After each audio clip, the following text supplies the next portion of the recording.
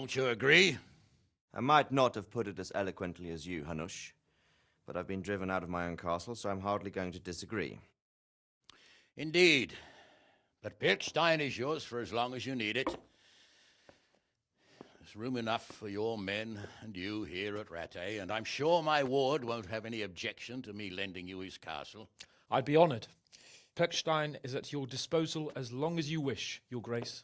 Just as well you have another castle at the other end of town, eh?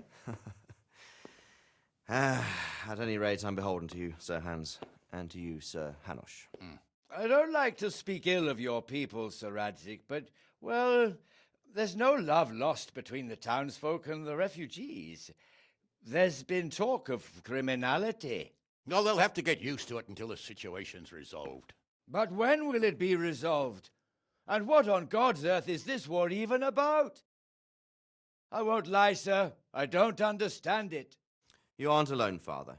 I believe Sigismund's original intention was to persuade Wenceslas to accept the imperial crown and to leave the rule of Bohemia to him. Who could blame him? I know Wenceslas is a friend of yours, Radzig, but even you have to admit he brought it upon himself. I can't deny the king neglected affairs of state for other pursuits. There is a need for order in the land, but I don't think the lords who sided with Sigismund realized just what Hungarian order looks like. Hungarian order. What concerns me, sir, is how a good Christian could resort to such brutality.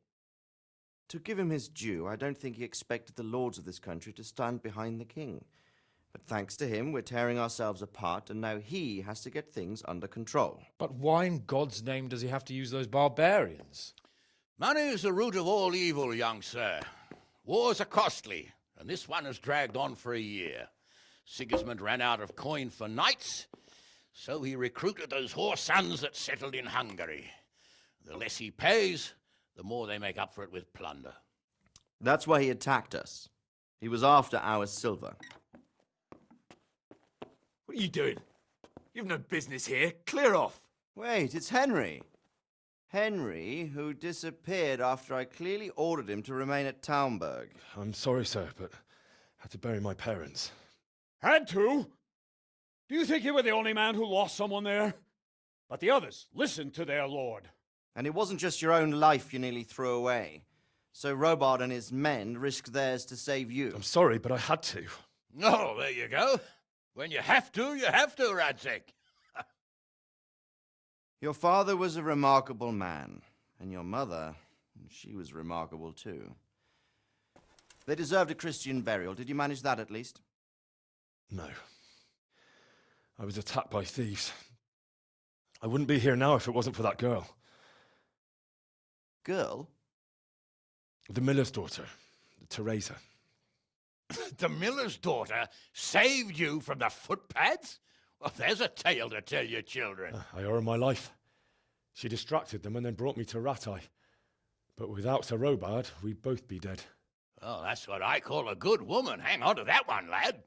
Still, it's a great shame your parents are buried in unconsecrated ground.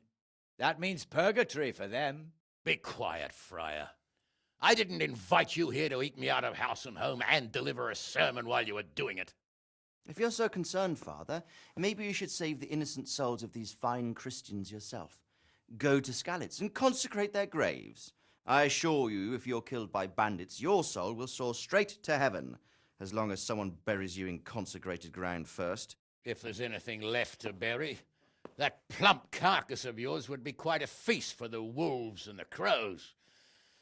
And one skeleton looks much like another, so how would we know which were your ordained bones or those of Sigismund's Tartars? Be that as it may, why have you come here?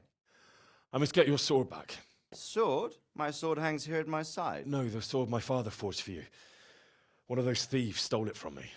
They almost killed him and he already wants to go back. Takes after his father, I suppose.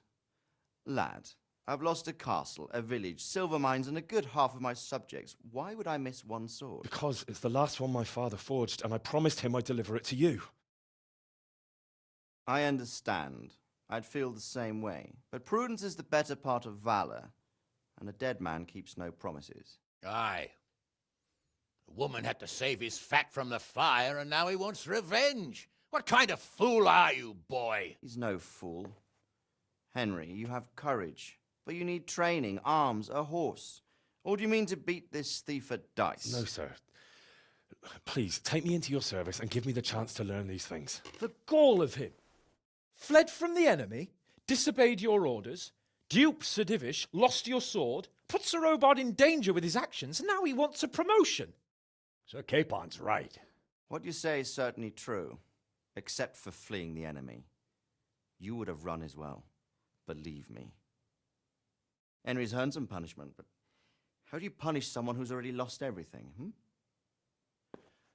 Courage and blind obedience are good qualities for a soldier, but a wise man also appreciates loyalty, perseverance, and determination. Besides, that was a fine sword that his father made. If he thinks he can get it back, I won't turn it down. My lord, he's a peasant. You can't make a squire of a peasant. Why not? Someone made a priest of a pig. He isn't a peasant, father, he's a blacksmith, and recent events have left me in need of his skills. So, you'd like to enter my service? Sir, Yes, I would. You won't regret it.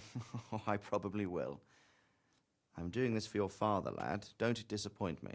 Oh, fortune has finally smiled on you today, lad. Make the most of it. Now that I think about it, Sir Hanush, the boy needs training and experience, and you need spear carriers. That's true.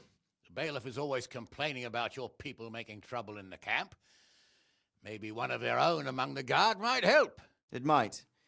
In any event, it will prove valuable experience. But let's be clear. You're the one paying him. Captain Bernard, see to his training, and then send him to the bailiff. Yes, sir. And don't spare him. You can rely on it, sir. Don't forget, Henry. Don't disappoint me. I won't, my lord.